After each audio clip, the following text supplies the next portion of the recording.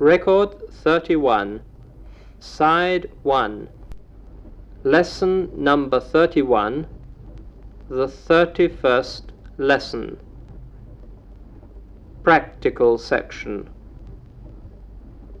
Words we wonder about. I think I'll go for a walk. Are you two coming with me? I don't see why not. I've nothing particular to do. What about you, Maria? There's no reason why I should remain alone in the house, and it's such a lovely day. Give me a few minutes to get ready, will you? Yes, but don't take too long. Pierre and I shall wait for you here. By the way, John, yesterday, while speaking to your friend Tom, I asked why the British flag is called Jack, the Union Jack. But he couldn't tell me. Can you explain why? It's really quite simple. Jack is the name of a small flag that ships carry on the bows when they are moored to show their nationality.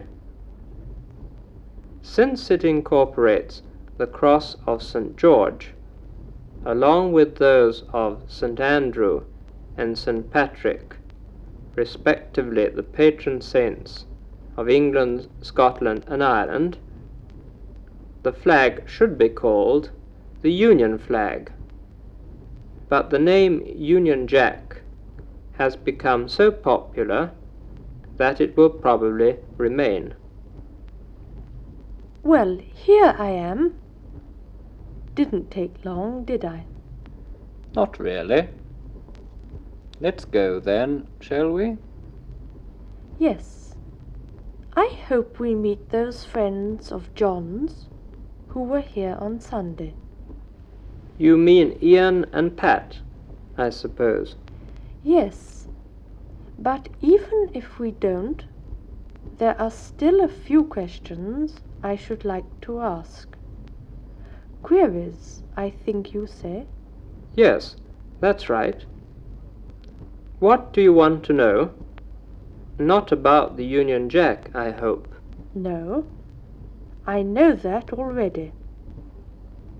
But I find it difficult to understand the difference between city and town, public schools, which are not public, and other things of a similar nature. Let's consider city and town first. Strictly speaking, city is a dignity conferred by the Crown on towns which are, or were in the past, important either industrially or because they had a cathedral, so being the centre of a diocese. But I thought city was the name given to the business quarter in the centre of London. That's also true, the city, but it isn't the only one. There are large towns which have not this dignity though, but appear to be considered as cities. I believe there are some small ones too, which are cities. Don't let us confuse the issue. Today, the term city is used generally for a large and important town. Let us say it is modern usage, but not, historically speaking, strictly correct. Thank you, John. Now, what can you tell me about public schools not being public? I once read that these schools, although fee-paying, are not conducted for the purpose of making profit, but are run by a body of trustees, and that any profits are employed in improving the amenities of the school itself. Yes, that's true. But one must pass an entrance examination for those schools. The most famous are Eton, 1440, Winchester, 1394, Rugby, 1567, Harrow, 1571, and a few more, founded more recently. Is that all? I thought you were required to pay very high fees as well. Fees are high, of course, but the schools are public in that they are open to everybody who has the ability. Of course, the numbers they can accept are very limited.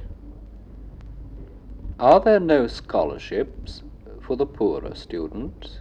Oh yes, a certain number are available each year to make a public school education available to all those who are clever enough but without financial means.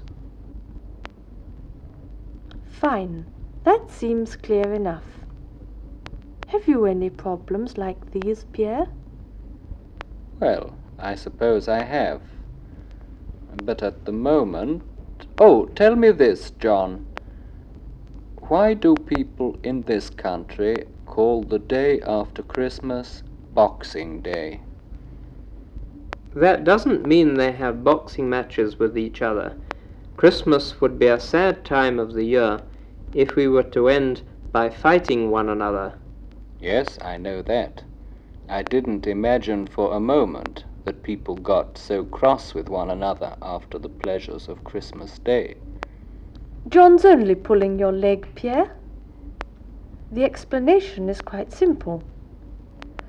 On the 26th of December, people used to prepare and give boxes containing presents to their servants and tradesmen calling at the house. That's perfectly true. But today, people usually prefer to give a tip to the postman, the dustman, the newspaper boy, and so on. There's usually a simple explanation to all these expressions. Sometimes I feel they are more interesting before one knows their meaning.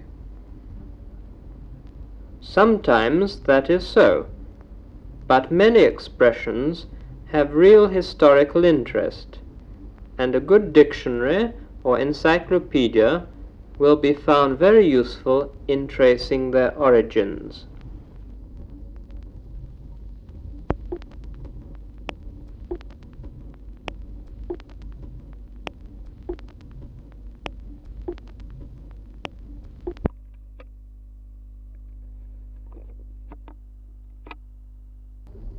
Side 2, Grammatical section. Shall and should. In Lesson 11, the use of these defective verbs was shown in the formation of the simple future tense. However, as has just been said, shall and should are defective verbs, and when used as such, they have a full meaning of their own, just as we noticed for will and would in Lesson 28. Shall is the present tense, though it should be kept in mind that it always carries a sense of futurity. Should is the past tense and is also used for the conditional.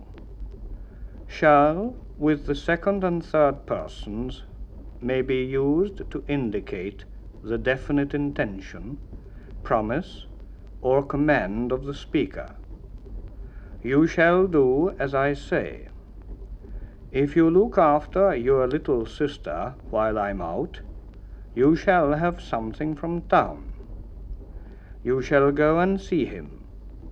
He shan't pass through our garden, if I can help it. There are more colloquial expressions, which are also much more common in spoken English today than these forms with shall.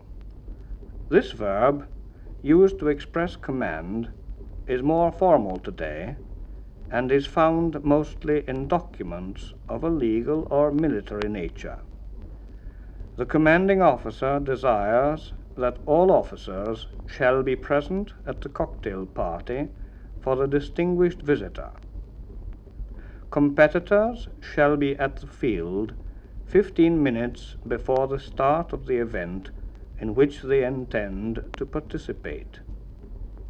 Shall is used in the first person when making a request for advice or instructions. Shall I write that letter now? How shall we place the furniture in the sitting room?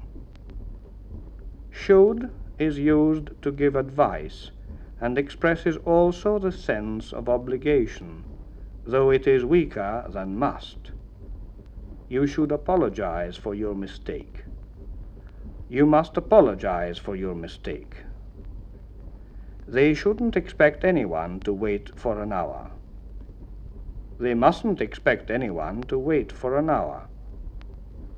In the last two examples, using should, we might, to express the idea of obligation or make a request for advice, also have used the defective verb you ought, which is followed by the infinitive with to. You ought to apologize for your mistake. They oughtn't to expect anyone to wait for an hour. As we noted with would and could, so we find that should, followed by the perfect infinitive, to have plus past participle, speaks of an action which did not take place in the past. I should have gone to see them after the accident, but I was so busy. They could have sat their examination, but they forgot to enroll in time. We would have studied all day if we had known they were coming in the evening. The negative of should plus perfect infinitive shows disapproval, expresses doubt regarding an action done. You shouldn't have gone to see them. They shouldn't have spoken about their friends in such an unpleasant manner. Should, followed by the infinitive without to, in if clauses, gives the idea that the action is very unlikely to happen. If he comes, I'll ring you. If he should come, I'll ring you. Another use of should is as a past tense, and in this form we find it in indirect speech, when the future tense is used in the direct form. I think I shall win. I thought I should win. Should is also used in the clause following an impersonal expression in place of the for plus infinitive construction, seen in Lesson 30. It is important for you to go tonight. It is important that you should go tonight. It is necessary for the children to go to bed. It is necessary that the children go to bed. It is strange that they should come here after such a long absence. It is astonishing that they should expect us to contribute to their welfare after what they have done to annoy us. Words and expressions. Any and either. Either is used when only two people or things are spoken of. Any when more than two. John and Robert are in the garden. Either will be pleased to go. He played football and rugby, then hockey and tennis, but was never good at any of them. As. This word, used as a conjunctive adverb, expresses time, while manner, in the way that, state, in the condition that, reason, because, extent, so far as, to the point that.